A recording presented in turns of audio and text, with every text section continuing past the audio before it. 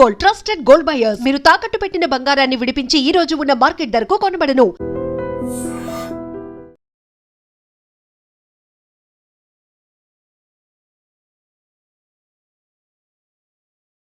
నమస్తే, welcome to I dream. ప్రస్తుతం స్టూడియోలో ఉన్నారు అనలిస్ట్ అంబటి శ్రీనివాస్ గారు. మాట్లాడదాం. సార్ నమస్కారం. నమస్తే. అంబటి శ్రీనివాస్ గారు, అమెరికా ఇరాన్ యుద్ధం ఎప్పుడు ఆగిపోతుందా అని చెప్పి అందరూ ప్రపంచ దేశాలు కూడా వెయిట్ చేస్తూ ఉన్నాయి. ఎప్పుడైనా అది శాంతి ఒప్పందం కుదిరితే బాగుండు అని చెప్పి అందరూ చూస్తూ ఉన్నారు. ఇలా అవుతుంది అనుకుంటున్న టైంలో మళ్ళీ ఒక్కసారి రెచ్చిపోయి ఒకళ్ళ మీద ఒకళ్ళు దాడులు చేసుకుంటున్న పరిస్థితి. ఇప్పుడు మళ్ళీ ఫిబ్రవరి 28వ తారీఖు తర్వాత ఎలాంటి పరిస్థితులు ఉన్నాయో ఇప్పుడు మళ్ళీ అవే కనిపిస్తూ ఉన్నాయి. ఇప్పుడు ఏంటి సార్, ఇది ఎప్పటికీ ఎండకాడు పడుతుంది, ఏమంటారు మీరు? ఇది మీరు అన్నట్టుగా మొన్నటి వరకు ఇంటర్నేషనల్ లెవెల్లో ఒప్పందం అయిపోయింది, అంత ప్రశాంతం అనుకున్నారు. అది మనకు కూడా ఏమైంది, ఇంటర్నేషనల్ ఎకానమీ కూడా బ్యాలెన్స్ అయింది. మొన్నటి వరకు అన్నీ అంటే ఎకనామికల్ ఇవన్నీ పెరిగిపోయినాయి, ఇంక్లూడింగ్ మనం తీసుకుంటే ఫ్యూయల్ ప్రైసెస్ కూడా పెరిగిపోయినాయి, అన్నీ పెరిగిపోయినాయి. సో కష్టం కూడా అయిపోయింది. సో ఆల్ కంట్రీస్లో కూడా ఇది వాళ్ళు అనుకున్నారు ఇది ఎప్పుడు అవుతుంది అనేది. ఇదే మీరు అడిగిన క్వశ్చన్ వేసిర్రు. సో ట్రంప్ అన్నాడు, మెయిన్ క్యారెక్టర్ ట్రంపే ఇక్కడ. ఓకే, సో ఆయన అన్నాడు కూడా అన్ని దేశాల రిక్వెస్ట్ ప్రకారం మనం దాన్ని క్లోజ్ చేద్దాము, అంతే అయిపోయింది కూడా అన్నాడు. కానీ దాన్ని ఇరాన్ వాళ్ళు కాంట్రడిక్ట్ చేశారు, లేదు లేదు ఇంకా అంత అగ్రిమెంట్ కాలేదని. అంటే వీళ్ళు ఇన్ని దేశాలను ఇబ్బంది పెట్టకూడదు. మేజర్ కంట్రీస్, ఒక్కొక్క కంట్రీ నుండి చాలా కంట్రీస్కి ఇప్పుడు మన ఏమంటాము ఎకనామికల్ ఇష్యూస్ అన్నీ పడిపోయినాయి. స్టాక్ మార్కెట్ కానీ ఇది కానీ అన్నీ పడిపోయినాయి. గోల్డ్ రేట్ కూడా పడుతూనే ఉంది చూడండి. ఆ మధ్యన గోల్డ్ సిల్వర్ అట్లా వెళ్ళింది, పెరిగింది. మన ప్రైమ్ మినిస్టర్ మోదీ గారు కూడా అన్నారు, మీరు గోల్డ్ పిచ్చి తగ్గియండి అంతా అని. అంటే అందరు కొద్దిగా కొనొద్దు అన్నాడు. కొన్ని వాళ్ళు ఎందుకు చూస్తున్నారు కదా. ఇప్పుడు మీరు సడన్గా చూడండి, ఇప్పుడు సోలార్ పవర్ మీద కూడా సెంట్రల్ గవర్నమెంట్, స్టేట్ గవర్నమెంట్ చాలా స్పీడప్ అయిపోయింది. ఇప్పుడు మన రేవంత్ రెడ్డి గారి గవర్నమెంట్ కూడా మొత్తం స్పీడప్ చేసింది టు ప్రమోట్ సోలార్. ఎందుకంటే మనకు ఈ గల్ఫ్ కంట్రీస్ నుండి వచ్చే ఫ్యూయల్ తగ్గిపోయింది, రేటు పెరిగిపోయింది. ఇవి ఎంతోమందిని అంటే అది గ్యాస్ మీద ఎఫెక్ట్ పడింది, కామన్ మ్యాన్ మీద ఎఫెక్ట్, కామన్ మ్యాన్ మీద చాలా పడింది అది. అవును. ఓకే, దాన్ని మన గవర్నమెంట్ అయితే సెంట్రల్ గవర్నమెంట్ యాక్షన్ తీసుకుంది, కొద్దిగా ప్రమోట్ చేస్తున్నారు. కానీ ఇంకా చాలా విషయాలు ఉన్నాయి. ఇవన్నీ ఇంటర్నేషనల్ రిలేషన్స్ కానీ ఎకానమీ కానీ అంతా ఇబ్బంది. అదే కాకుండా ప్రాణ నష్టం జరుగుతూనే ఉంది. మిగతావంటే నాన్ లివింగ్ థింగ్స్ అంటే ఇప్పుడు ఏదో తెచ్చుకోవచ్చు, కానీ ప్రాణ నష్టము జరుగుతుందని నడుస్తూనే ఉన్నది. సో ఇది వాళ్ళు అంటే ఈ 2 కంట్రీస్ ఈవెన్ కొందరు మీడియేట్ చేస్తున్నారు, మన ఇండియన్ గవర్నమెంట్ కూడా మీడియేట్ చేస్తున్నది, అందులో మేజర్ రోల్ ప్లే చేస్తున్నది. మన సెంట్రల్ గవర్నమెంట్ పిఎం మోడీ గారు కూడా దాంట్లో మాట్లాడుతున్నారు, చాలా జాగ్రత్తగా మాట్లాడుతున్నారు. మనకు అన్ని కనబడవు, తెర ముందు కనబడవు, కానీ everyone is putting efforts. Okay, అవన్నీ చేస్తున్నారు. ఎందుకంటే ఇంత పెద్ద పాపులేషన్కి ఎఫెక్ట్ అవుతుంది కదా. అవును, ఇదేదో 2 కంట్రీస్ కాదు ఇది. అవును, ఈ కంట్రీకి కొన్ని కంట్రీస్ సపోర్ట్ ఉన్నాయి, ఆ కంట్రీకి కొన్ని సపోర్ట్ ఉన్నాయి, అవన్నీ కూడా ఉన్నాయి.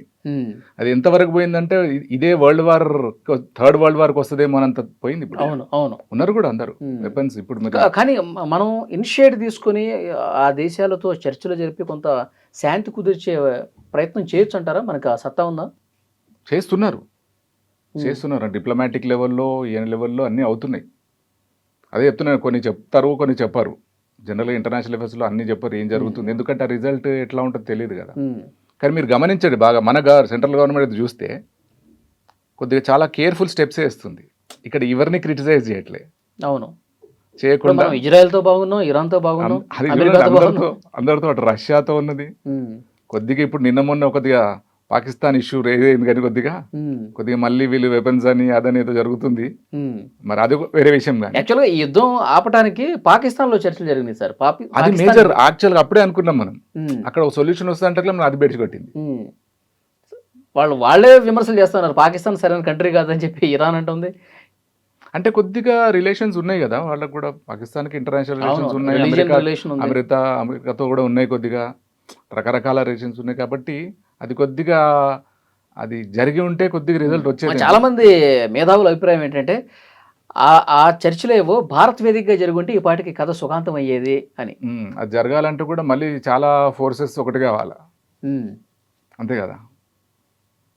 మరి అది ఎందుకు అంటే మరి కొంతమంది ఆపుతున్నారని తెలియదు మనకు. కానీ లేదా ఇప్పుడు 2 సైడ్లు కూడా ఒప్పుకోవాలి. మరి ట్రంప్ ఇండియా మీద అంత ట్రస్ట్ ఉందని నేను అనుకోను. ఉమ్. అంతే కదా, ఆయన మనుషులు ఆయనకున్నారు, ఆయన సపోర్టర్స్ ఆయనకున్నారు. ఎందుకంటే మీరు ఏ international దేశానికి issue- ఎక్కువ పేరు వచ్చినా ఆయన సహించలేడు. ఇంకొకటి అందరికి తెలిసిన విషయం ఏంది, ఇండియా రష్యన్ రిలేషన్షిప్స్ మంచిగా ఉన్నాయి, ఇప్పటి నుండి ఎప్పుడో ఉన్నాయి. So Russia being a biggest country, అది యాంటీ యుఎస్ఏ. ఉమ్. సో అట్లా అంటే ఇండియన్ గవర్నమెంట్ స్టెప్ తీసుకున్నా కూడా మరి ఏం చేస్తారో తెలియదు అది. ఉమ్. అయితే ఇప్పుడు మళ్ళీ మీరు అన్నట్టు మొత్తం మళ్ళీ తీవ్రంగా అయిపోయింది. అవును. ఇప్పుడు మళ్ళీ ఇంత చెలరేగటానికి ఎవరు తప్పిదం కారణం సార్? మీ అబ్జర్వేషన్ ఏంటి? సద్దుమడుగుతుంది, శాంతి ఒప్పందం కుదురుతుంది అనుకున్న ఇది- టైంలో ఒక్కసారిగా మళ్ళీ ఆ జ్వాలలు ఎగిసిపట్టడానికి రీజన్ ఎవరు తప్పు? ఏ దేశం తప్పు అంటారు? మన అబ్జర్వేషన్లో ఏంటంటే ఇది యుఎస్ డామినేటింగ్ రోల్ కోసం చేస్తుంది. ఓకే, వాళ్ళకి ఏంది ఇన్ఫర్మేషను, ఈ కంట్రీస్ ఇరాన్ నేషన్స్లో ఏమంటారు వెపనరీ ఇవన్నీ ఉన్నాయి రెడీగా. అంటే ప్రతి దేశం ఏం చేస్తుంది, బడ్జెట్ అలొకేట్ చేస్తుంది వాళ్ళ సెల్ఫ్ డిఫెన్స్ కోసం. ఆల్మోస్ట్ 40% అలొకేట్ చేస్తుంది. అది మనం యుద్ధం కావాలని కాదు, మన మీదకి ఎవరన్నా వస్తే అట్లాంటి వెపన్స్తో ఉండాలని ఉంటుంది. సో అదొక one of the reasons. Iran వాళ్ళ దగ్గర ఉన్నాయి వెపన్స్ అవన్నీ. ఇది కొద్ది పాత ఇష్యూస్ కూడా ఉన్నాయి. సో అదొక రీజన్. ఇది స్ట్రాంగ్ అవుతుందేమో ఒకటి, ఇంకా చాలా ఉంటాయి రీజన్స్ కొన్ని. సో ఇంకొకటి మీరు తీసుకుంటే స్ట్రైట్ ఆఫ్ హర్మూజ్, ఇది మరి అందరికీ తెలుసో లేదో, అక్కడ ఇష్యూ వచ్చింది, ఇప్పుడు ఇది ఆంక్షలు పెట్టింది. మనం కొద్ది దాని హిస్టరీ తీసుకుంటే స్ట్రైట్ ఆఫ్ హర్మూజ్ది, it is a place where you get expensive metals. అక్కడ దొరికే మెటల్స్, స్టోన్స్ చాలా ఎక్స్పెన్సివ్ అవి. మనం చూసినట్టయితే ఇప్పుడు ఈ అగ్రరాజ్యానికి ఆ ప్రాంతంలో కంట్రోల్ కావాలని, అందుకే వీళ్ళు టేక్ కంట్రోల్ అంటుండు కదా ప్రతిసారి. అవును అవును. చాలా కంట్రీస్ మీద నేను కంట్రోల్ తీసుకుంటా, ఇది కంట్రోల్ తీసుకుంటా అంటే ఇది ఓన్లీ ఇదేదో మనం ఏదో ఏమంటాము పిచ్చి స్టెప్ ఏం కాదు, ఇది చాలా తెలివైన స్టెప్. అవి ఎక్కడెక్కడ మీకు రిసోర్సెస్ ఉంటాయో దాని మీద ఉంటుంది. సో ఇది ఎప్పటి నుండో వీళ్ళ కంట్రోల్లో ఉంది. మీరు చూడండి ఎంత బ్యూటిఫుల్ ప్లేస్ అది స్ట్రైట్ ఆఫ్ హర్మూజ్. అక్కడ సీజన్కి అక్కడ సాయిల్ కలర్ మారుతుంటుంది. అద్భుతమైన ప్లేస్ అది. ఓకే. వరల్డ్ టూరిస్టులు వస్తారు అక్కడ అది చూడడానికి. ఓకే. ఎక్కడన్నా ఉంటుందా ఒక సాయిల్ కలర్ మారడం అట్లా అట్లా అట్లా అట్లా, అంటే ఒక పెయింటింగ్ వేసినట్లే.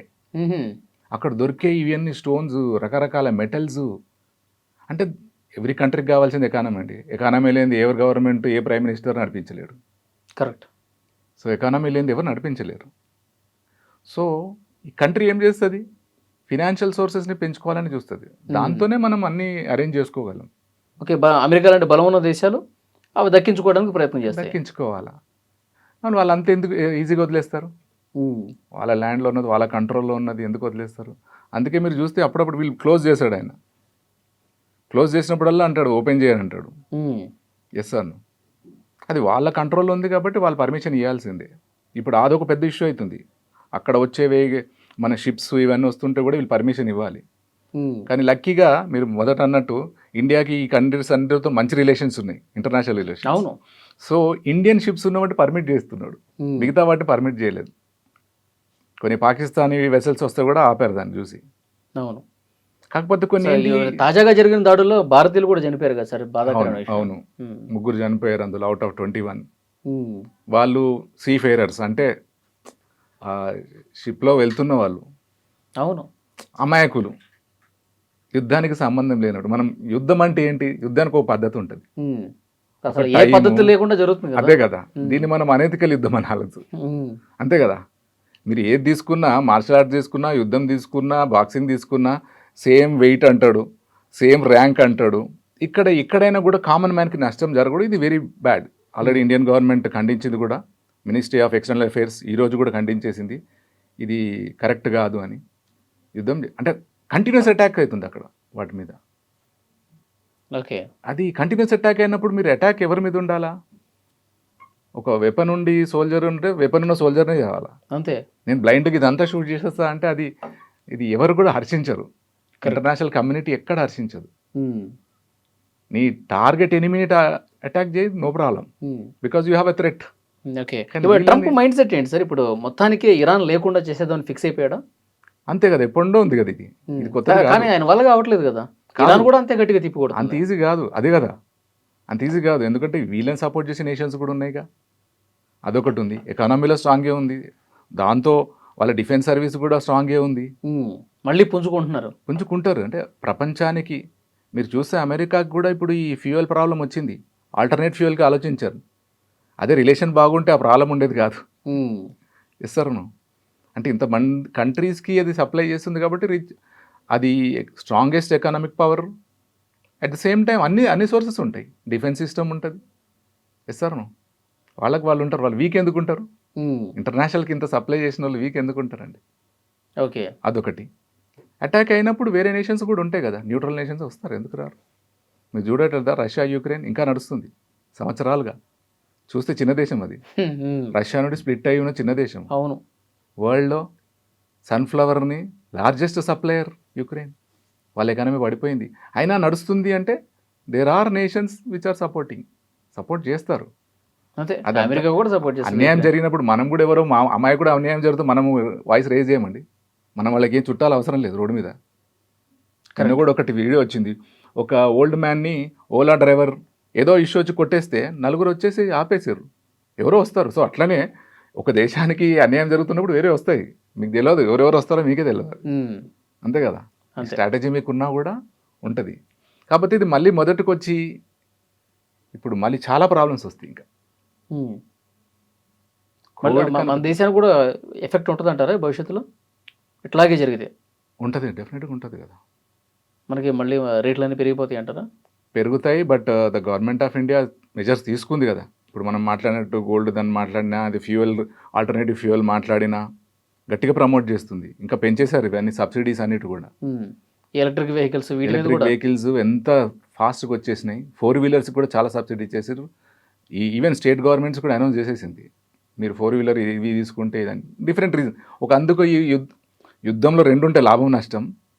మనకి ఈ లాభం జరిగింది అనుకోవచ్చు. ఇప్పుడు రియలైజ్ అయినాం, అంటే మొత్తం గల్ఫ్ కంట్రీస్లో ఫ్యూయల్ డిపెండ్ కావడము. మన దగ్గర లేని దానికోసం అంత ఆరాటపడటం దానికి ఎందుకు చూడాలి ఎప్పుడన్నా. కరెక్ట్. ఎందుకంటే కొన్ని వేరే కంట్రీస్ చూస్తే మన దగ్గర ఫ్యూయల్ ప్రైస్ ఎక్కువ. అవును, చాలా ఎక్కువ. అది 105, 110 అన్నా కొంటున్నాం, ఎందుకంటే వెహికల్ ఉన్నప్పుడు వాడాల్సిందే. సో ఇది ఇండియన్ గవర్నమెంట్ చాలా అలర్ట్గానే ఉంది. మనకిప్పుడు ఒకటి అంటే జయశంకర్ గారు ఉన్నారు, మినిస్టర్ ఫర్ ఎక్స్టర్నల్ అఫైర్స్. ఆయన ఎక్స్టర్నల్ ఐఎఫ్ఎస్ ఆఫీసర్ కదా. అంతకుముందే అన్ని కంట్రీస్తో అవగాహన ఉన్నాయి. So team is working, no doubt. కాకపోతే కామన్ మ్యాన్ కూడా ఇది ఆలోచించాలి. వాళ్ళందరూ కూడా ఈ జియో పొలిటికల్ టెన్షన్స్ ఏంటి తెలుసుకోవాలి. మనవంతుకు ఏం చేయాలి కూడా చేయాలి. We should not depend totally on the governments. అంతే కదా. అంతే. ఈ కొద్దిగా ఈ స్పృహ రావాలి మనుషులకు కూడా. చూద్దాం సార్ నెక్స్ట్ ఎట్లా ఉండబోతుంది అంటే మళ్ళీ ఒకసారి మనం. Let's hope. yes, thank you very much.